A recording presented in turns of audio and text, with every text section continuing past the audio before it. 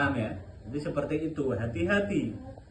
Makanya terus golek ilmu tolabil ilmi fardhatun ala kulli muslimin wal muslim.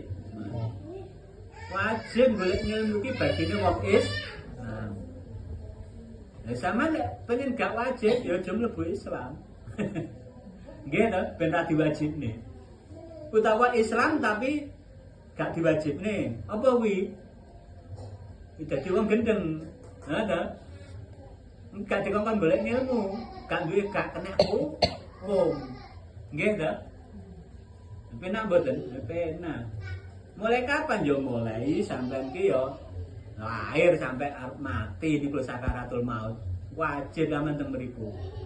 Ya terserah sampean itu bagaimana. Sampean wong Islam itu dipraktekne. Jadi dalil Quran, hadis, ijma qiyas kuwi ora mung diapalne tok.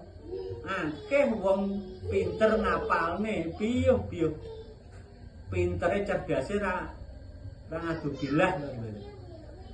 Tapi ora dipraktekne dingge apa ilmu niku nggih? Apa gunane trimo ning utek tok? Nggih to?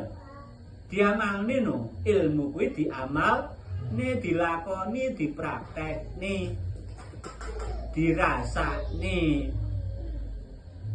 Jadi aja mung pinter nulis lan maca. Ada. Ini tembe burine bakal sangsara. Akeh wong apal Quran sak hadise. Tapi seneng ngafirne marang liyane. Makanya sampean lek wis entuk ilmu, sampean wis paham kuwi digawe diamalne. Lakonono maksude ngoten. Aja lek wis pinter, wis paham dijelasne karo guru, terus mau gawe nyalahne wong liya. Paham? Dingge ngelek-ngelek wong liya, dingge metani wong liya. Ilmu kuwi digawe metani awake dhewe. Paham? Amal lek dijelasne guru ya diamale. Oh aku rong pas iki rong bener, rong bener.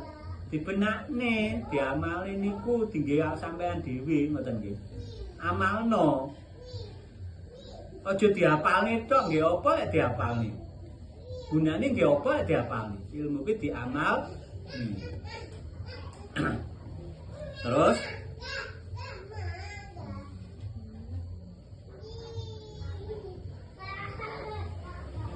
yaiku dadi utusan Allah.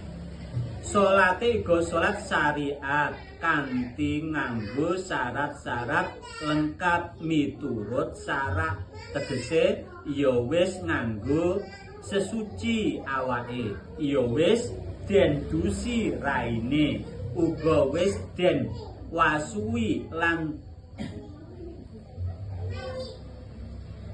tangane ya wis den wasuwi sikile den wasuwi, terus sikile ya wis den wasuwi oleh wudu, ya wis nganggo syarat-syarate wudu miturut peraturane ilmu syara. Salate uga wis nganggo ing syarat-syarate salat miturut ilmu syara.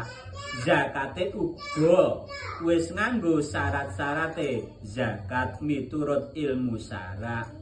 Posone uga wis nganggo syarat-syarate poso miturut ilmu syara. Hajine uga wis nganggo syarat-syarate haji miturut ilmu syara. Tapi kabeh kang den lakoni isih ngarep-ngarep ganjaran, yaiku islame wong sing derajat ubat, islame isih Islam nakis. Iku sing dimaksud Islam nakis, derajat ubat atau wong ahli ibadah.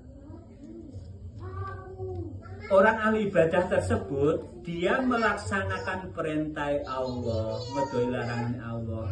Kuwi karena apa? Masih mengharap napa niku? Ganjaran. Sik ngarep-ngarep opah. Berarti pamrih mboten? Nggih, pamrih. Niku lek sampean jedokne berarti ikhlas mboten? Mboten. Ya berarti belum ikhlas. ikhlas itu